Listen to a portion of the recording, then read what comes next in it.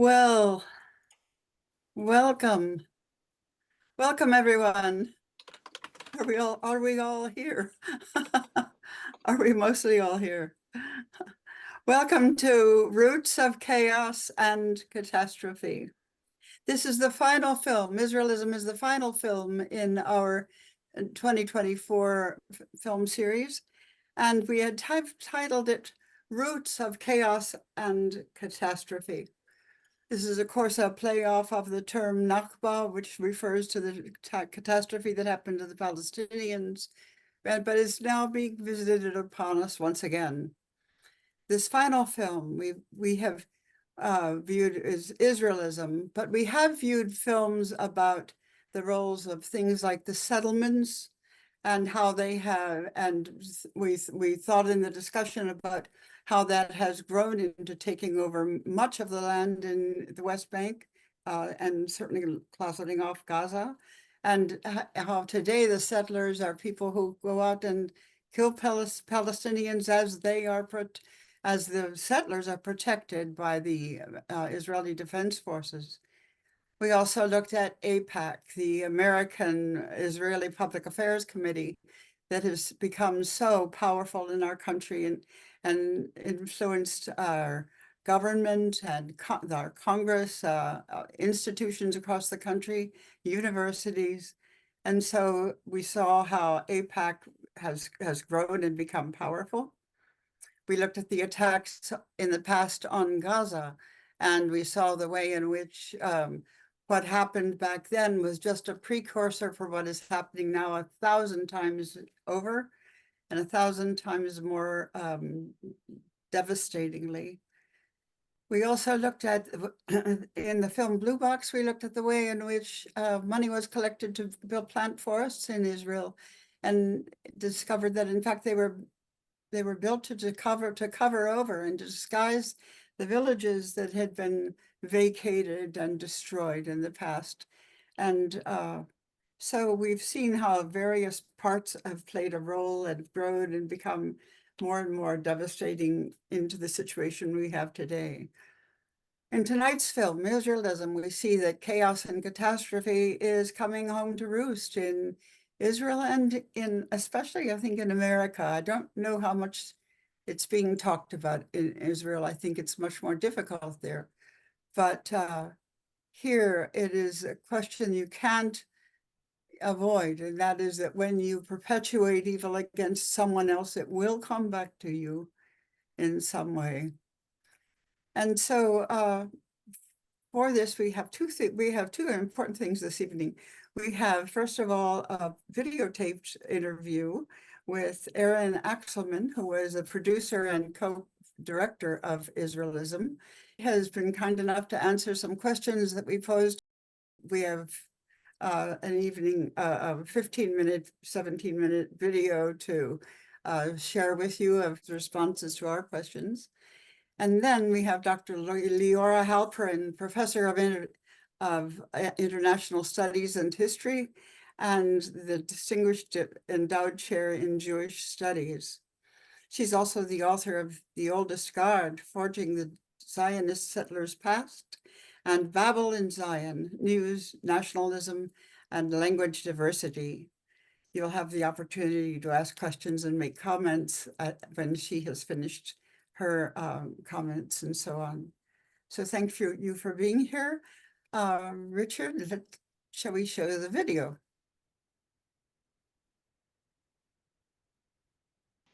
Hi, this is Aaron Axelman. I'm the co-director and producer of Israelism, and I'm here for the virtual Q&A at the Seattle screening happening on Thursday. And thank you all so much for coming to this screening, and I'm very sorry that I couldn't make it in person, but really wanted to give you my pre-recorded answers to your questions. We've got a couple questions here, really wonderful ones that I was sent from the organizers.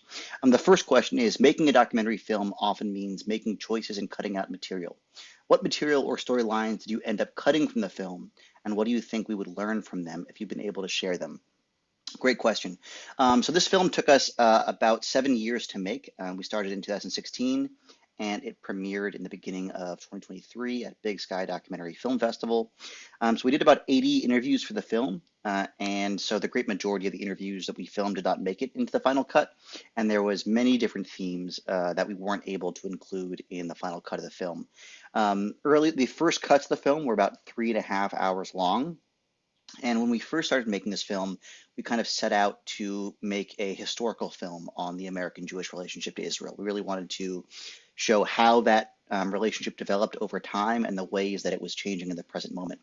So it was very much kind of like a Ken Burns style talking head documentary that went much more into the history of how and why this relationship developed, and went into a lot more of the history of the American Jewish community and the reasons why the American Jewish community became so attached to Israel over time. We eventually got some really amazing producers on board, and they really talked to us about how, for modern documentaries, it's really about personal stories, and kind of less kind of, Ken Burns style documentaries. And so we really, over time, began focusing more on Simone Zimmerman as kind of the main character and really organizing the film structure based off of the story of her life. And so there is, a lot of really interesting material that we weren't able to include about why and how the American Jewish community developed the particular relationship with Israel that it did historically. A lot of it has to do with fears of assimilation and fears of intermarriage, and kind of Israel and kind of pro-Israelism being seen as something that could help tie the American Jewish community together when American Jews were kind of quote unquote becoming white and kind of assimilating into the American mainstream. The other thing that I think we did include, obviously, in the film, but I think we could have included even more, was modern anti-Semitism. We finished really editing the film in early 2022, and when you searched in news footage between 2016 and 2022, there's a lot of material on modern anti-Semitism and violent anti-Semitism in the U.S. But even in the 2 years from when we finished editing to now, the amount of anti-Semitism and the ways that anti-Semitism has exploded in America, we could have talked about even more. Conspiracy theories about Jewish power, exaggerations of Jewish power, stereotypes about Jews and Jewish power. Conspiracy theories saying that we Jews are not real Jews. All of these things have been exacerbated extensively the past couple of years. And so if we were to do it again, I think we would have even talked about anti-Semitism even more. Next question. How has the response to your film Influence changed the Jewish community in America? What are you finding as a result of its many showings and refusals to screen? Yeah, it's hard to know what impact a single film or a single book or piece of art has, on a mass scale. Clearly, individual pieces of art can change people in profound ways. I became strongly pro-Israel as a young person, largely because of pro-Israel novels that I was given, that were given to me for my bar bat mitzvah, especially the book Exodus by Leon Uris. So I'm very much aware that individual pieces of art can have a large influence on people, and we've heard hundreds of stories of especially young American Jews who either didn't know that much about Israel Palestine or who were beginning to kind of explore Israel Palestine, that this film changed their point of view in profound ways. And we've also heard from a lot of older American Jews, including some American Jews who served in the Israeli military, who just kind of like many of the characters in our film, just had been told the kind of pro-Israel side, but had never really learned about Palestinian history. That our film helped wake them up to a large degree, that there was this entire other side to the story that they had not been told. How it's changed the American Jewish community on a large scale, I don't know. I think we won't know for a long time. And, our film is just one part of this movement of American Jews coming to terms with the ways that Israel has treated the Palestinian people historically and in the present moment. I'm honored that our film has influenced anybody and that our film has changed anybody. I think, I think the groups on the ground actually doing the work, if not now, Jewish Voice for Peace, J Street, Americans for Peace Now, I think those groups are the ones that are really pushing the envelope, and I think our film simply helps reflect and tell their story to a wider audience. But I think it's really those groups who are making the biggest change.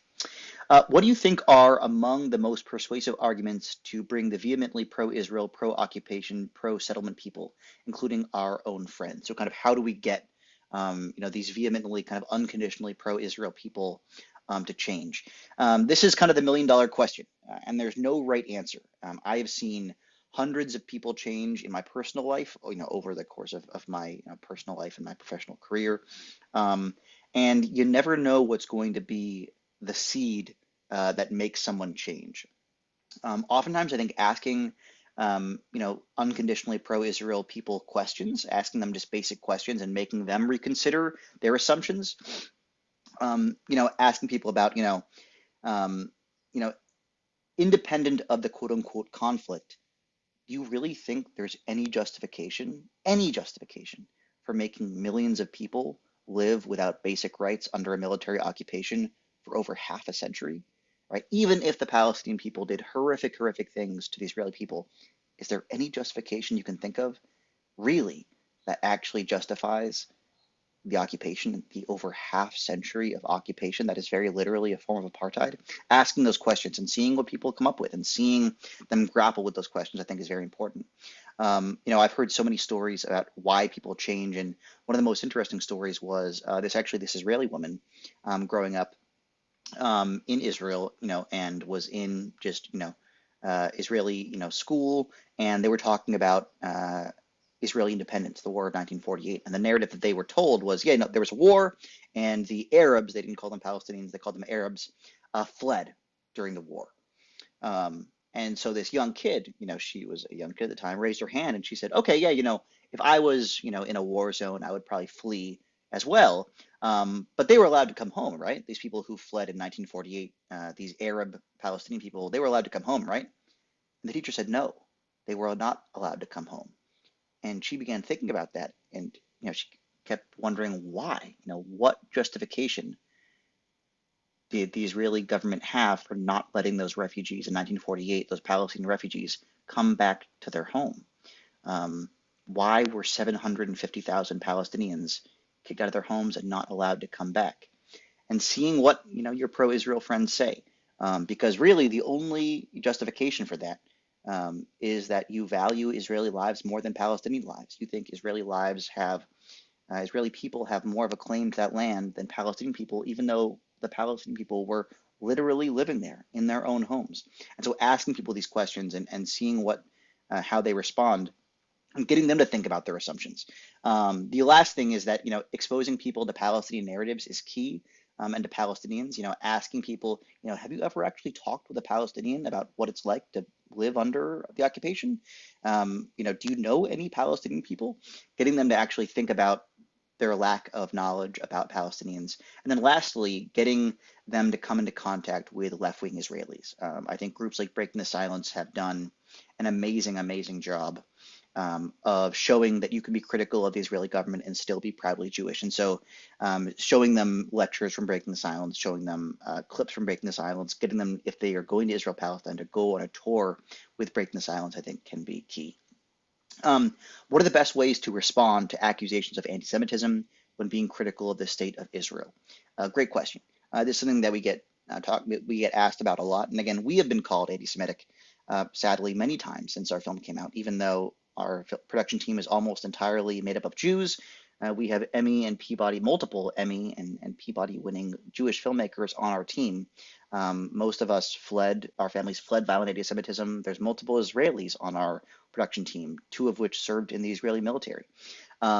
So accusations of anti-Semitism when being critical of the state of Israel are ridiculous, especially if you're just talking about real things the Israeli government has done, but yet those accusations are powerful and they often stick sometimes. So I think one thing that I often talk about is that, to me, anti-Semitism is exaggerations or conspiracy theories about Jews. So again, when people say Zionists are taking over the world or Zionists control the world, that is obviously anti-Semitic. Zionists do not control the world, obviously. And again, whenever criticism of Israel is exaggerated or is not based on reality, that very quickly goes into anti-Semitism. But when people call, our film anti-Semitic or call left-wing activists anti-Semitic, it's usually pretty ridiculous because usually we're just talking about real things that the Israeli government has done, right? When I talk about the Nakba, when I talk about the occupation, that's not an exaggeration. That's not a conspiracy theory. These are real things that have happened. And talking about real things a state has done is fair game when it comes to public and political criticism. When people criticize South Africa's apartheid regime in the 1980s, they weren't being anti-South African. They were just talking about real things that were happening. When I criticize Saudi Arabia, when I criticize Iran, I am not being anti-Muslim or anti, Islamic. I'm criticizing real things that the Saudi Arabian and the Iranian governments are doing. So again, I think, when people call me anti-Semitic, I usually say, you know, first of all, that it's offensive and absurd, but also the things I'm talking about, Israelis talk about a lot. Like these are real things that have happened. And when people use the word anti-Semitism so liberally and they use it to define any criticism of Israel and they slander people and use it as a smear, it's very dangerous because it makes it very confusing to the general public about what anti-Semitism actually is. When you cry wolf about anti-Semitism over and over and over again, when someone's just talking about real things a government is doing, it's actually very dangerous because, again, it makes it much harder to fight real anti-Semitism and very confusing to the general public about what it is. A couple questions left. This one is, do you think that Israeli citizens are more critical of their government's actions than the West is led to believe? Good question. I think there's two parts of this. I think there is certainly a part of Israeli society that is deeply critical of their government's actions.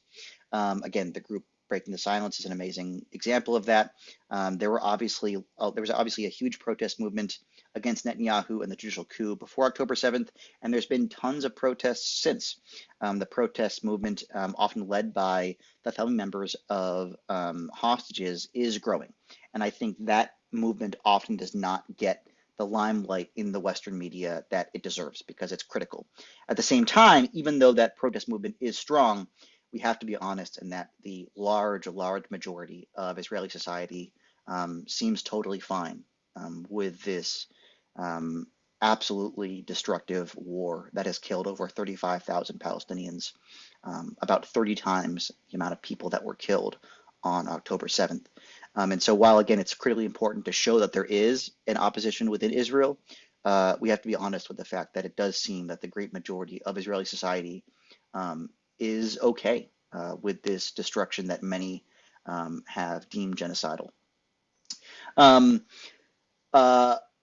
Yeah, I'll do one more question here. So how do we continue to challenge Israel's oppression of the Palestinian people while acknowledging Israeli citizens' own fears and their need to feel safe from invasion by Hamas and other extremist groups? This is a great question. And again, I know people whose parents were killed on October 7th. I know people who have died in Israeli society from violence from Palestinians. Violence from Palestinians is obviously a real thing. Obviously, it's important to note that the violence Israelis face is usually an order of magnitude less than the violence Palestinians face. So while it's very important, obviously, to talk about Israeli safety, talking about Israeli safety without talking about Palestinian safety kind of further erases the very real Palestinian needs and makes it seem like Israeli needs are superior to Palestinian needs. But that being said, I think what we need to actually recognize is that Israel's actions, both historically, through the occupation, through obviously the Nakba, and in this present moment, this absolutely horrific, brutal campaign in Gaza, these actions actually don't make Israelis safer. Constant war, forever war, does not make Israelis safer. It may lead to the goals that many of the most far-right members of Netanyahu's cabinet want, which is, again, a expansionist Israel that is constantly in conflict with its neighbors, that is taking as much Palestinian land as humanly possible. It may serve those political goals, but it doesn't actually make Israelis safer. If you keep your neighbors under a brutal apartheid regime for decades and decades and decades, you give them no hope, and you take their land over and over and over and over again, and expect them to just take it and to do nothing, that's not realistic, right? They are going to react. If you treat people in inhumane ways, they are not going to just take it, they are going to react. The way to create safety for Israelis is to give hope to the Palestinian people, is to show the Palestinian people that we care about their futures, that we care about their families, we care about justice, and that we are working stridently and aggressively towards a future in which Palestinians have equal rights to Israelis, whether it's 2 states, 1 state, a confederation. The baseline is Palestinians must have equal rights. Hamas obviously is a horrible organization. I'm a queer Jewish person. Hamas obviously is not my friend, but also Hamas came into being 40 years after the Nakba, 20 years after the occupation began. I do not think Hamas would exist if it wasn't for the brutal occupation, which for decades and decades and decades have deprived Palestinians of the most basic rights that humans deserve. So again, if we're talking about how to actually make Israelis safe in the long term, it's creating a just political solution with the Palestinian people that gives Palestinian people equal rights, hope, and justice. If you give them those things, they will not hate the Israelis. But if you do not give them those things, if you tell them through Israeli government ministers, through Israeli media over and over again that you don't care about them, that you don't care about their futures, that you want to take their land, you are not going to have safety for Israelis because Palestinians are simply not going to take that. And so again, it's a tragic situation that we find ourselves in, but I think it is true that the only way to create safety and peace for all people between the river and the sea is to create equal rights for all people between the river and the sea. Thank you all so much for being here, for being part of the screening. Please tell your friends and family members. Israelism is going to be on Apple TV, Amazon Prime Video, and Google Play on June 7th. So we just signed a distribution deal. We will be on all major video on demand platforms on June 7th. So please spread the word about our film if you can. And it's an honor to have you all here tonight. And thank you so much. Great. Should I take it from here, Ruth? Yes, I think I'm unmuted.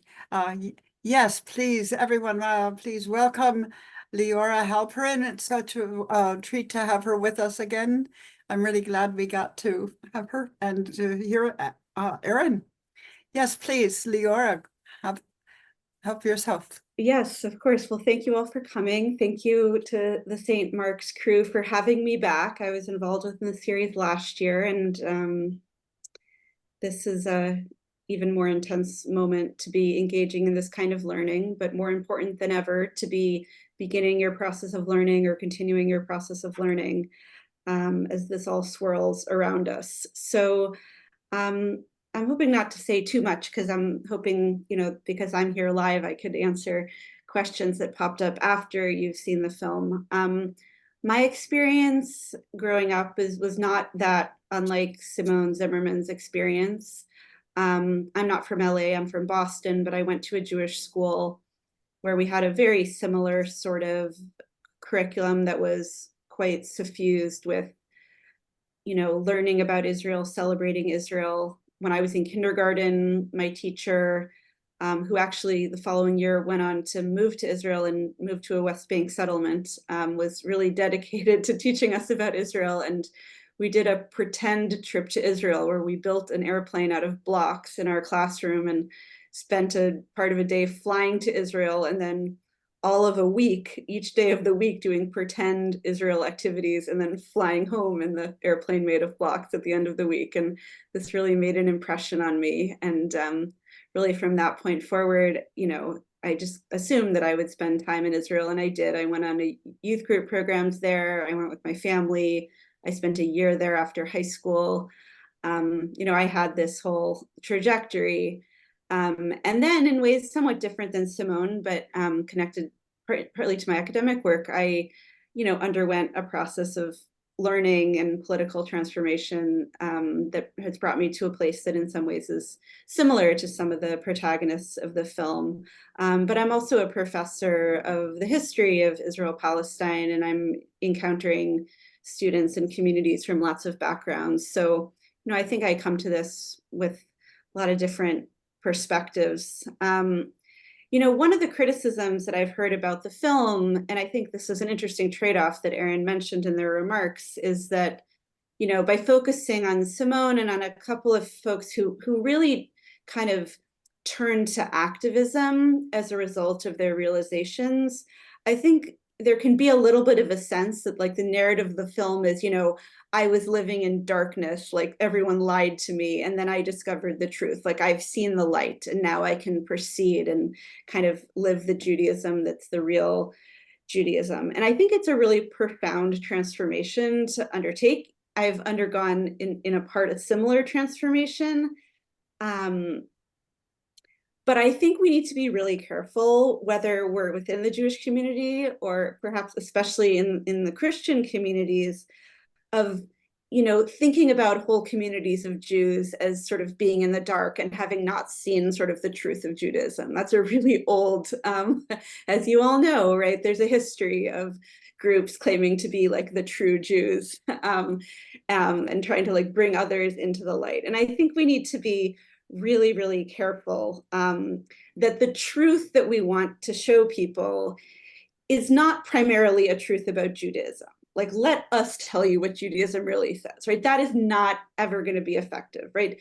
The truth people need to learn is the truth about what's going on in the world and in Israel, Palestine, either by going there, by reading, by learning, right? And then as that suffuses people's experience, as people's knowledge and awareness, then we hope, right, they will integrate those realizations with their Judaism. And that can look a lot of different ways.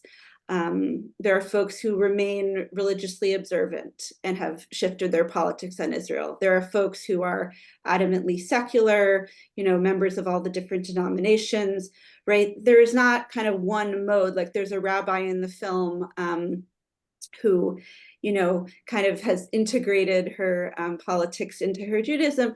That's great, but there's a lot of different ways that this can look. So, you know, it's the process of learning that's really, really central to this story. I think it's really tricky, and I'm going to try to answer a question that Erin also remarked on, is sort of how do we engage in conversations with our Jewish friends, neighbors, relatives in a way that's going to be effective. And I don't know entirely the answer to this question, but I think sort of claiming to have the truth, like, oh, I'm just going to tell them this one thing and like that's going to make them shift, is not an effective way. Like the gotcha, like, oh, if only you know, had this little perspective. I think something to understand, and this was certainly true of my education, is that the profound connection to Israel was not just based in sort of pride or jingoism or like this place is amazing, but in fact, what we were taught was that Israel is actually the expression of our kind of best Jewish values, right? Aspiration to create a better society, aspiration to enrich Jewish culture, commitment to liberalism and the creation of a democratic state. Now, if we learn more about the circumstances, we learn that there's a lot missing from this picture, right? That all of that was done through processes of exclusion. But when you talk to folks who are still in that space, right, doing that whiplash from this is the articulation of my best values to this is the articulation of everything I reject, is not a quick, right? That's not a quick transformation. So I think a lot of listening is important, right? Right. Where are you, right? Ask them questions before you share, you know, how do you respond to this fact? This has always been my strategy in my teaching, my community engagement, right? To try to figure out like, where is any given person at, and try to take them one little step in that direction in a way that's not going to make them say, oh my God, this person is like an evil anti-Semite and I don't want to talk to them. But rather someone who's really invested in meeting them where they are, respecting where they are, and then engaging in that learning process with them. And my answer for this myself, which is what I hope to give folks, whether in my university classes or community engagement, is, you know, it can come through learning languages. It can come through friendships. It can come through things like film. It can come from reading, right? In literature, nonfiction, being curious, right? Asking questions rather than assuming that you kind of know what there is to know. that's an ongoing process. All of you who are here are by definition part of that process. And I think kind of helping folks get onto a process rather than try to kind of win them over is really important. So with that, I'm just going to stop and see if anyone wants to ask me questions or follow up with things that maybe came up for them in the film that they'd like to ask about. And I guess folks can either use the chat function if that's easier or more comfortable for you, or use the hand raise thing, which is under the reactions button at the bottom, and I'll try to kind of toggle between those two spaces. Okay, yeah. Good.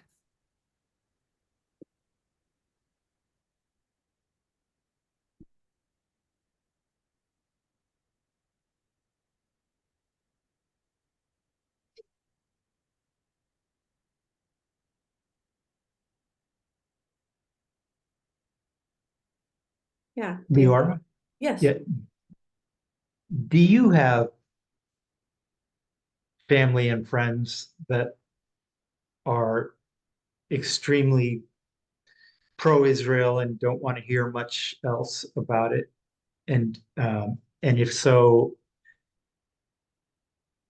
have you ever had to deal with feeling a need to say, hey, there's sounds like you're not aware of all the facts that are going on? Or I mean, so you've kind of alluded to this kind how you approach. It's like the slower approach in listening to people. Yeah, well, I have, as you might imagine, having had all of these Jewish and Zionist experiences in my youth, I'm still connected to a lot of people from those spaces, especially now that folks are on social media, even folks I've not been in personal contact with for many years. I still might encounter them on social media, and many or even most of them are still kind of within that space, as might be expected. My family a little bit less so. A lot of my family is just not that engaged on this issue, and those who are kind of more interested in learning. So that hasn't really been a huge thing. But I never find it effective to say, here are facts that you don't know. It's just a way to create defensiveness, right? Because then they're going to turn around and say, well, here are facts that you don't know, or at least, and of course, I already know what they have to tell me, right? But that's the mode where people are just operating in terms of defensiveness. Like everybody has their arsenal of facts that they're going to bring up. And sometimes depending on, where the person is, it's not worth engaging with them. Like they're so surrounded by folks who agree with them, and you're an outsider to that discourse, and they're just not going to listen to you. I think more useful are folks who actually approach me, right? They know what I do for a living, and they say, I'm really struggling with this, Leora. Like, can we talk? And I've had people do that in different kinds of settings, or like, I'm just confused. Like, I want to hear what you have to say about this and this question.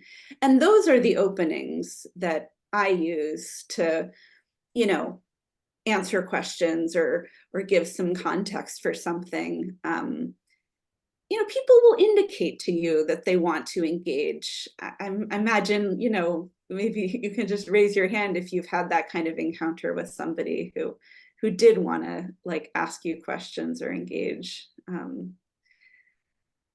Yeah, I think kind of being alert to that is a great way to start conversations in your life. And unless you love picking fights, which maybe some of you do, that's just like your thing, you like being combative, all the power to you, good luck.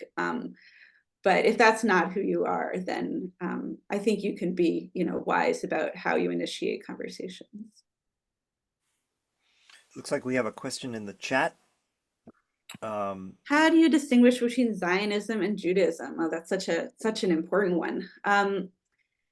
Yeah, and this is also a historical question, right? Judaism is a very, very old tradition, right? Dating back around 2000 or so years, and then, the Israelites well before that. And, Judaism has within it a lot of different components, right? A whole like faith tradition, prayer tradition, law, social institutions.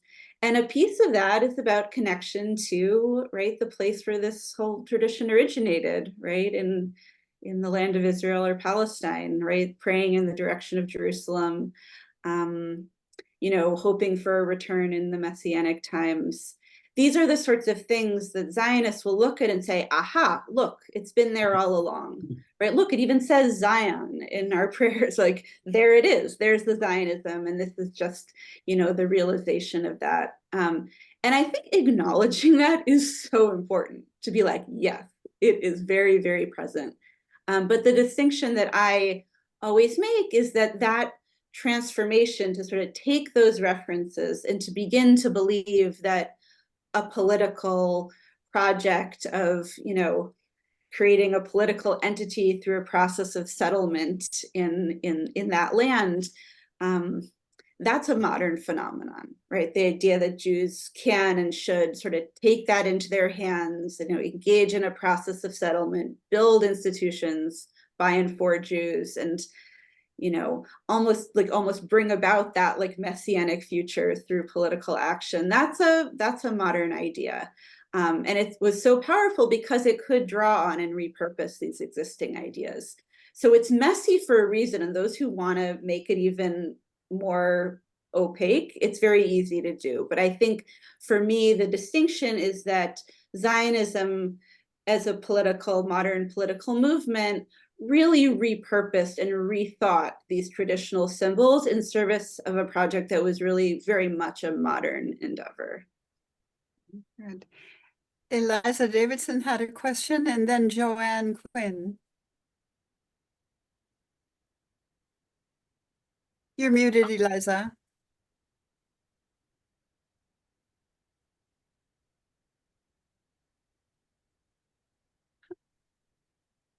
Maybe we should go on to Joanne while Eliza figures out the unmute. Okay. There, I couldn't unmute myself. Oh, okay, I okay. needed your permission. Sure. Let's see. I had an experience a couple days ago. We have neighbors who are Jewish. They're lovely people and we're friendly with them. We talk when we meet each other on the street. And I asked them how their Passover had been.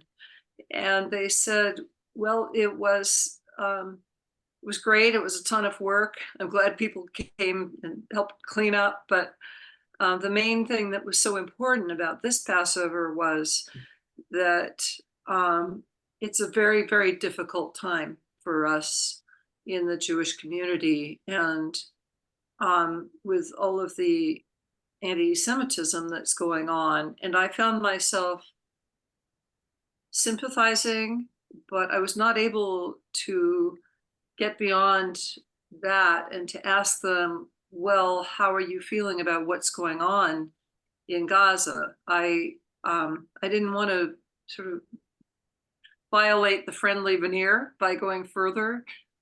And I think that this whole thing of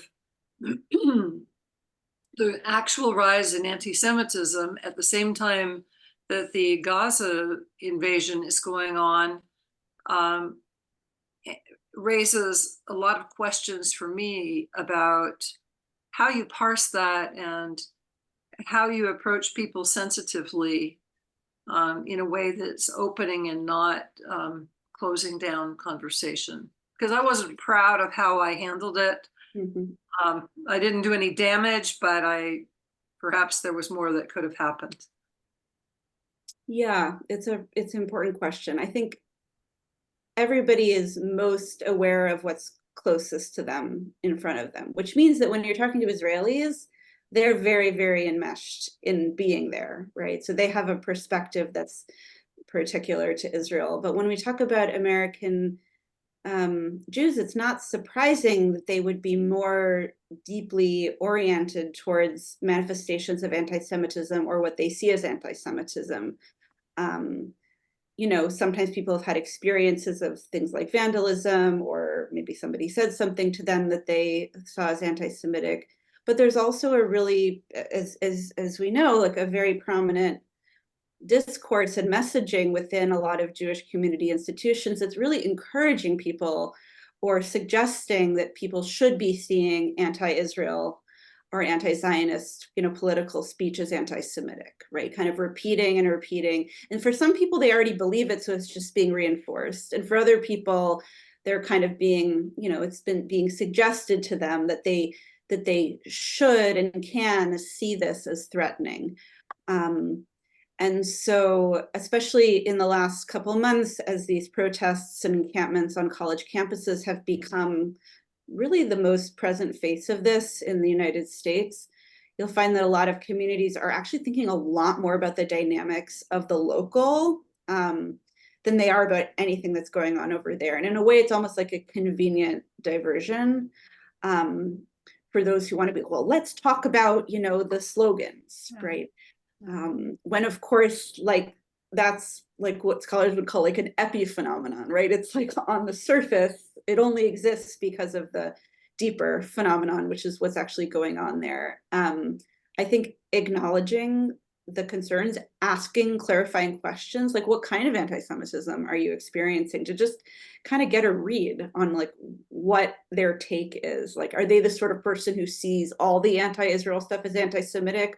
Are they mainly worried about, some really egregious, like truly anti-Semitic, to kind of get a sense of where they are with this. And then you can say, are you following the news from Israel? What are you seeing? Or like, do you have family there? What are they seeing about what's going on? And then maybe they'll have an answer. And that can be a nice way kind of into like, okay, let's shift the conversation to what's going on over there. Right, thank you. Joanne?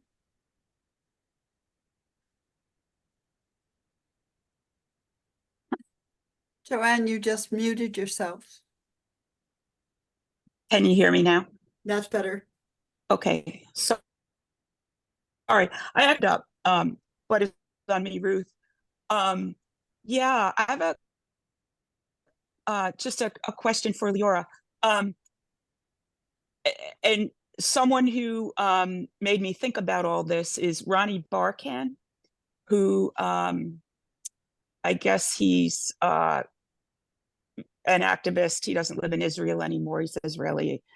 And he's one of the founders, I think, of Boycott from Within. He's just a great explainer. And my question is, in thinking about all this, it's confusing to me. Is Judaism a religion? Is it an ethnicity? Is it a nationality? Is it a race? And I simply don't know the answer to all those things. I think of my reality. I come from oppressed people. I'm Irish, and my people came here from the potato famine. They were oppressed and occupied. And we were Catholic. I'm not a practicing Catholic, but there's a distinction between my ethnicity and my religion and my race. But I can't make sense out of Judaism, Zionism, Israelism. It's very confusing. Yeah, So, it is super duper confusing. And it's good to acknowledge that. A quick answer to the question is that Judaism began as the traditions of a group that was, essentially tribal in nature, right? Like a lineage that would pass down, through generations, over many, many generations, and had their customs connected to that group, right? It was not a tradition you could convert into per se, right? You were either part of the group or you weren't. And that's how we think of ethnicity in today's terms. Although in ancient times, there's ethnicity is wrapped up in, right, religious type practices. But what happens in around like the 400s, right, BCE, is that community starts to develop something that we might call a religion, right? So it starts to canonize its practices and its scriptures, and really crucially, it starts to create mechanisms for people to convert into the community, right? So once that becomes the case, it's not only an ethnicity anymore. It's also, right, a set of practices and traditions and laws that people can opt into through a pride. That's what we think of as religious. But the ethnic bit doesn't go away. And in fact, even folks to this day who convert into Judaism, it's almost like a little bit of like a sort of a fiction that they're joining the ethnicity, right? They kind of adopt Abraham and Sarah as like their honorary parents, right? To kind of put them within the lineage. And so all of that persists kind of down into modern times, is that you have this strong heritage component, right? The lineage, the passing down, coupled with this, you know, set of traditions that is in theory accessible to folks from outside. Then you get to the modern period, and that's where the concepts of nation and race get kind of mapped onto all of this. And it's really not till the 19th century that you start to get this thing called race science, or like, you know, these Europeans are like, let's think of all these races and where they come from. And Jews who have this like heritage ethnic dimension get kind of labeled as a race. And that's where this term Semitic, which is actually a linguistic term initially, comes to refer to Jews. And the concept of anti-Semitism is really wrapped up in feeling like folks of that racial background are like a threat, right, to the Aryan, or, you know, like Indo-white European peoples. And so that's this racial dimension. It's kind of built on the ethnic dimension, right? It doesn't matter what you believe. It's like, you know, it's your blood. And then the national bit also kind of gets mapped onto it, and gets mapped again also more onto the ethnic side of kind of being a people, right? Being a people with an origin, like an organism going through history. And Zionists, although not only Zionists, decide they're going to act on that. And lots of nations are kind of thinking of themselves as nations and trying to act on it. So the answer is it's all of the above. I would say right now the racial conversation and discourse has been, in most circles, quite discredited, right? Some white nationalists are still deep in this kind of thing, but it's certainly not something Jews would mostly say about themselves, although it's tricky. But this ethnicity, religion, nation thing, it's this very interesting kind of complicated mix, and people sometimes choose, like, you know, this is the way I'm going to think about it for myself. Thank you. Thank you, Josh. Yes, my question is a question we all have in the back of our heads, but often don't ask because we don't think there's any answer. And namely the politics of what might be the best politics to move towards a solution. The Bishops' Committee tends to have the general opinion that any talk of two states is unrealistic, simply because we can't imagine any Israeli government surviving an attempt to take the settlements out of the West Bank. I'm also impressed that apparently part of the Netanyahu government is committed to getting the Palestinians out of Gaza, redeveloping Gaza, and turning it into a tourist mecca and giving access to the natural resources that apparently are there. The one-state solution sounds very attractive, but the various forms that it takes, I'm just curious what you think the next move should be, not to solve the problem, but to move towards the problem. We're very concerned that what might happen is that they make what's the South African name for them? Take areas A and B and make those enclaves, Right.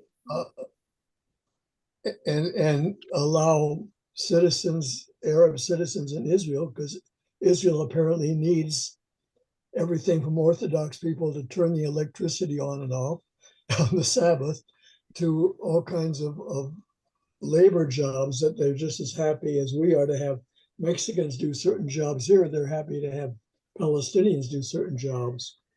But I'm just curious what your thoughts are. What move can we encourage or think about as being at all realistic? Yeah. Yeah, I think this talk of solutions, right, has been so prominent in the conversations about Israel-Palestine for a long time. It's like, well, what's your solution? And I agree with the assessment that you were presenting or that you've heard, that the two-state concept or the two-state solution for a whole variety of reasons is not tenable. And it has to do in part with lack of faith on the Israeli side, the presence of settlements that have become very, very deeply rooted, also incredible distrust in the Palestinian Authority among Palestinians. So all of this has really undermined that. There's different movements for different visions, of one democratic state for all, or something called a confederation, where there's essentially like multiple political entities in one space. And there's a movement called A Land for All, which you can look up, that's trying to sort of think about that confederation or a binational model. But I think for me, the most important reframe for me is, instead of thinking about solutions, thinking about, well, what is the status quo? And the status quo right now is what has been called a one-state condition or a one-state reality. Right now, as it is, there's one sovereign within the space, and that sovereign is Israel, and they control the whole space. And depending on your status or your location, you have radically different experiences. So one state is the current reality, right? And so most likely, right, it'll continue to be a one state reality. And how can that reality shift to be a different kind of one state, one that produces equality? And what are the principles that one gets on board with?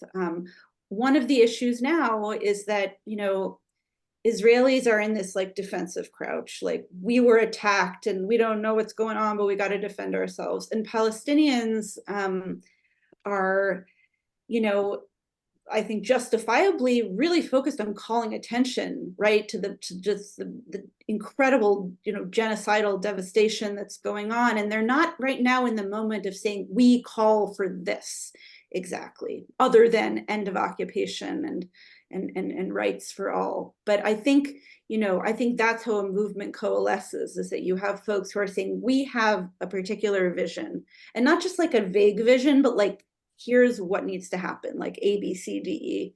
And enough people need to get on board that this one state reality can continue to be a one state reality, but become a really different kind of place.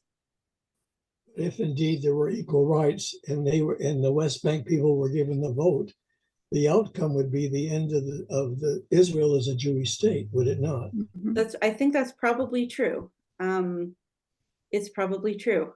And again, it's like important to sort of game out, like, how would it actually play out? Like, stage 1, stage 2, stage 3. I think that's probably true, but we have to remember there's a lot of different interests among Palestinians, right? You have Islamists, you have communists, you have ardent secularists, you have, conservatives, you have progressives, you have liberals.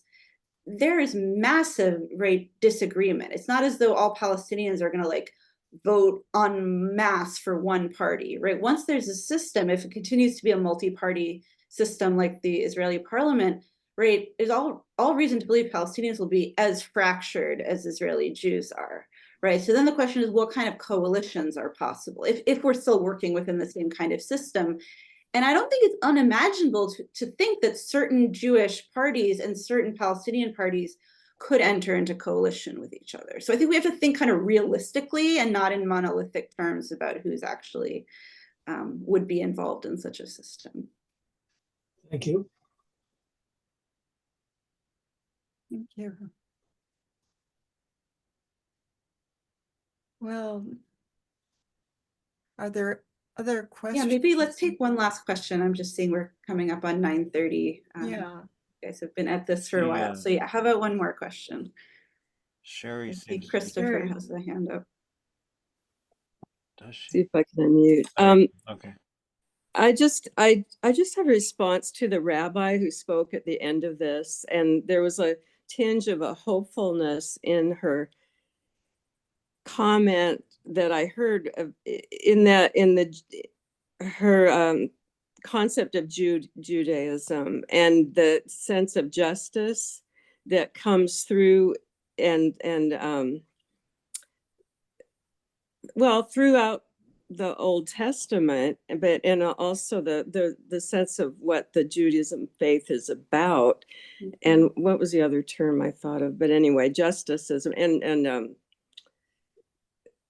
you know, the book of Exodus is all about that. And so I'm wondering, are there strong people within Israel and of faith tradition the faith tradition that speak out about the idea of Judaism in that light? Because I know other civil rights movements in South Africa and the US had spiritual voices who did this, and I think helped. I mean, they cost them their lives in some cases, but they moved it forward and really brought other people into the discussion. And I'm sure there's people within Israel that can't stomach of the Jewish faith tradition, can't stomach what's going on. And that's, you know, anyway, my question is, are those voices about folks? being Yeah, heard? so And people of faith specifically in Israel. mhm. Yeah, there's actually a movement that I forget exactly how old it is, and I'm actually going to put a link in the group in the meeting chat so you can see. It's called, the translation of the term is the faithful left. Okay, so it's people of faith who identify with the left, who are seeking to organize themselves within Israel to, you know, advocate for leftist, you know, policy and politics and fight against the occupation as religious people, because overwhelmingly the Israeli left is secular. So these are folks trying to really speak as religious people and kind of reclaim those values, because great secular leftists are also drawing from all the various humanistic values that draw them to their right. They don't need to find it in Judaism necessarily, right? We have other sources of inspiration, but yes, there are folks within the Israeli space who are deeply engaging in the conversation. And yeah, like just like every religious tradition, and these scriptures are full of a ton of stuff about love and justice, and a ton of stuff about, you know, violence and enemies and all the rest. And, you know, I think when a person comes to a new understanding of what is going on, right, they will find the sources in their tradition to support that, right? If finding sources in a tradition is something that's important to them. Yeah. Thank you. Thank you. Thank you all. It occurs to me, are you familiar with Jonathan Kutab, Leora? He is Jonathan Kutab. I don't think He's so, but okay, he's a Palestinian. I'll see if I can get the book to you. He's written a book about a possible way forward, and very much from a Christian perspective, but not, as you were pointing out, not that different from the root of Judaism also, which the peaceful root of Judaism. So we can hope for a unity on the left at some point, maybe. I don't know. Leora, this has been wonderful. Thank you so very much for a very rich hour and conversation, and your response to questions has really helped and expanded our thought and our ideas about how to go forward with whatever our part is in this story. great. Well, it's a pleasure to be in conversation with you all.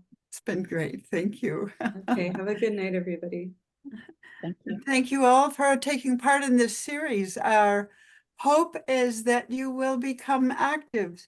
Speak out from your convictions, and write and call and be visible on this issue, because we have a part to play, and a lot of our leaders think things should go in a direction that is disrespectful to Palestinians and to Jews, frankly. And so we have a role to play. Write the president, write the senators, write and be active for human rights for Palestinians and against our country's participation in the genocide that's going on in West Bank and Gaza, of which we are a part. Hope to see you next year. Are there any other comments from the team? Did I forget anything? Ruth, Thank you, Ruth. thank you very you. much, Ruth. I'm pleased you. to see the crowd that's come out tonight. Thanks to everybody. Yes, Thank you. yes, thank you. And thank you once again to the team. Thank you, Leora. Thank Thank you you. all. Bye bye. Good night. Good night. Assalamu alaikum. See you next year.